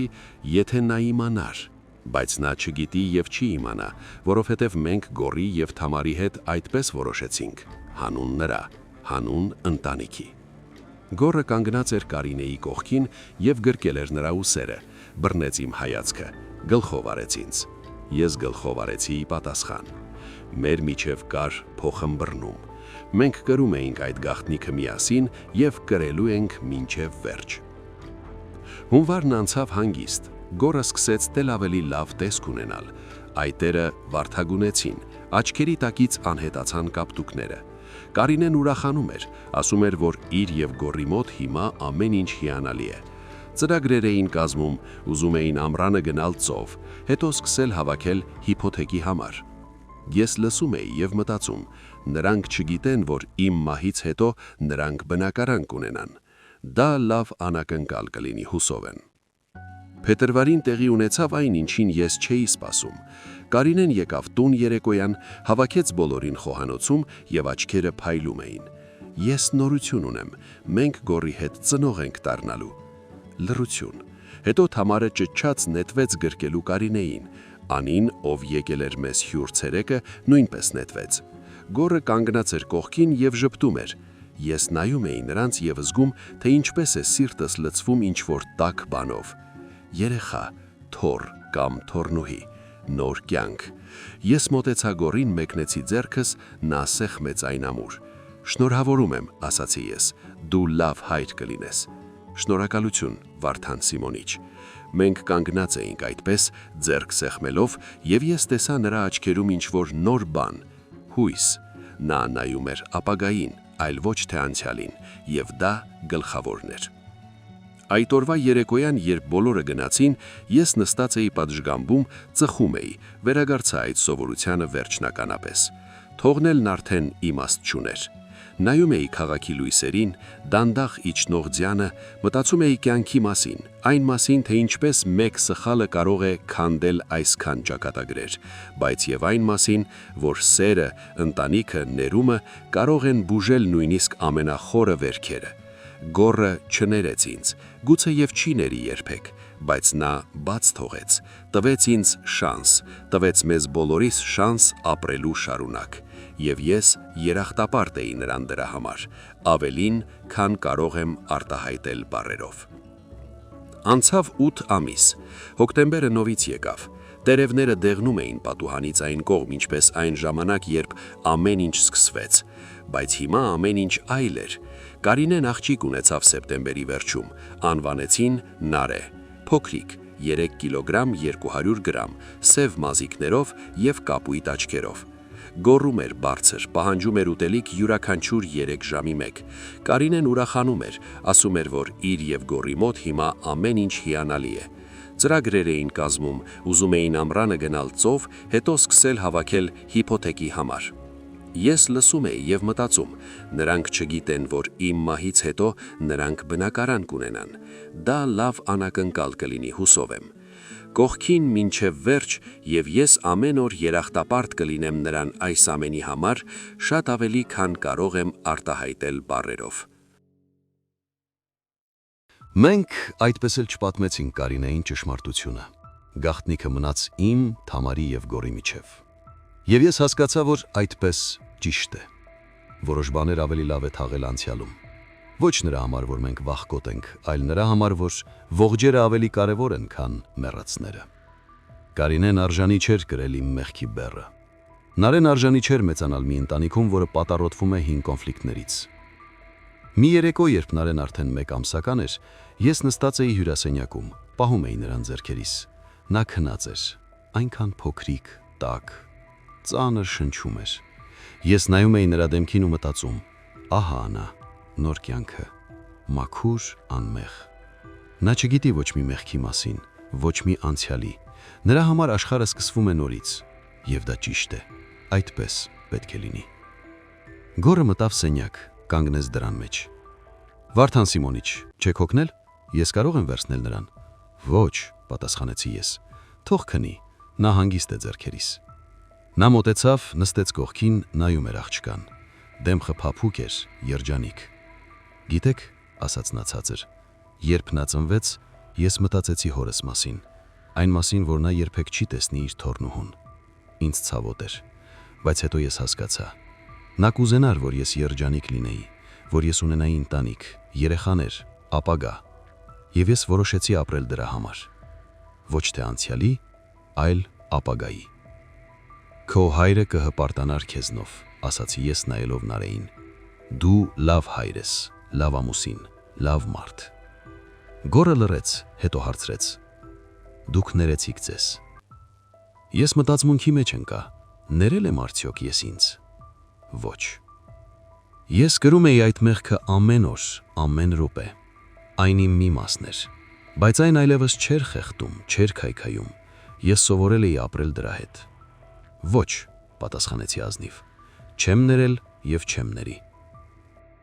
Բայց ես ընդունեցի, որ ես սխալ եմ գործել,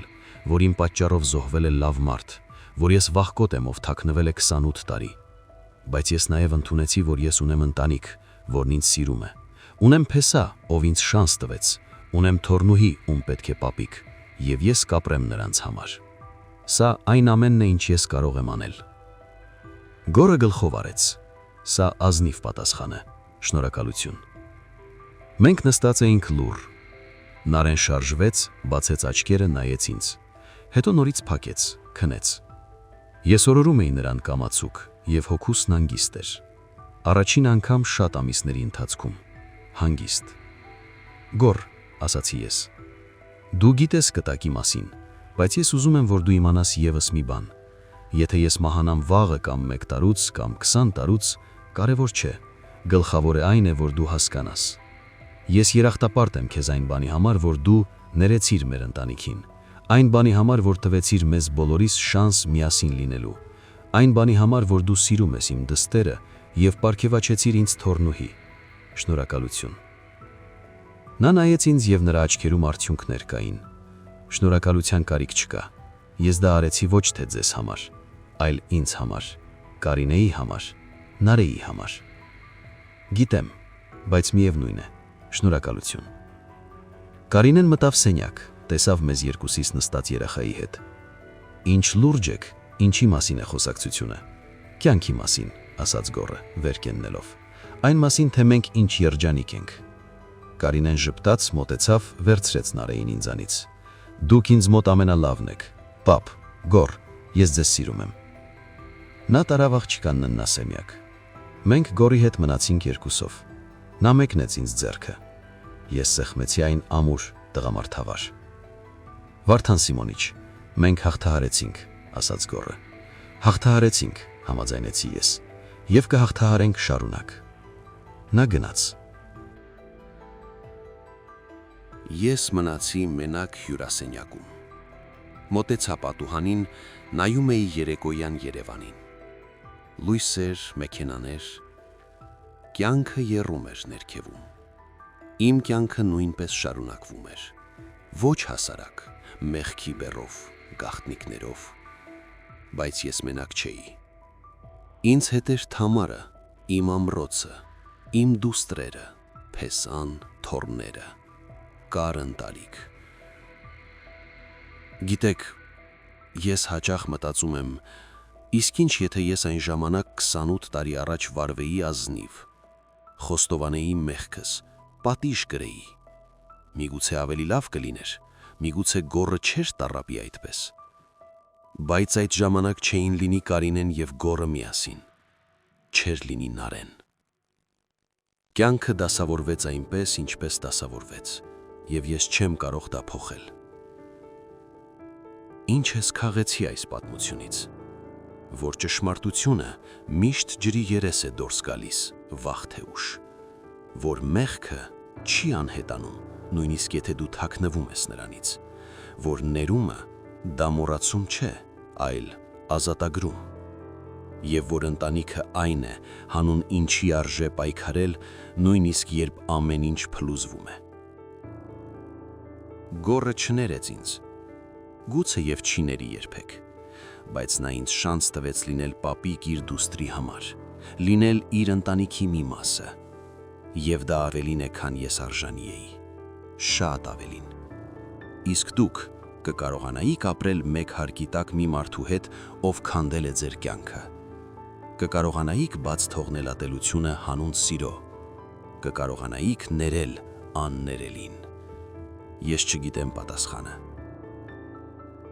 Բայց Գորը կարողացավ, եւ դա նրան դարձնում է այս պատմության հերոսը, այլ ոչ թե ինձ։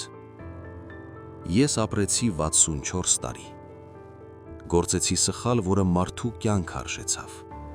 Թաքնվեցի, վախեցա, ստի։ Բայց վերջում ես փորձեցի ուղղել գոնե ինչ-որ բան, փորձեցի լինել ավելի լավը, եւ իմ ընտանիքը տվեց ինձ այդ շանսը։ Դրա համար ես երախտապարտ կլինեմ մինչև վերջին շունչս։ Կյանքը հեքիաթ չէ, Նրանում չկա հստակ բարի եւ չար։ Չկան հասարակ որոշումներ։ Կան մարդիկ, ովքեր սխալվում են, տարապում, փորձում են ուղի գտնել, եթե նրանց բախտը բերի, կողքին կհայտնվեն նրանք, ովքեր կաջակցեն, կներեն, շանս կտան։ Ինձ մոտ այդպիսի մարդիկ եղան։ Թամարը, Գոռը, Կարինեն, իմ ընտանիքը, իմ փրկությունը։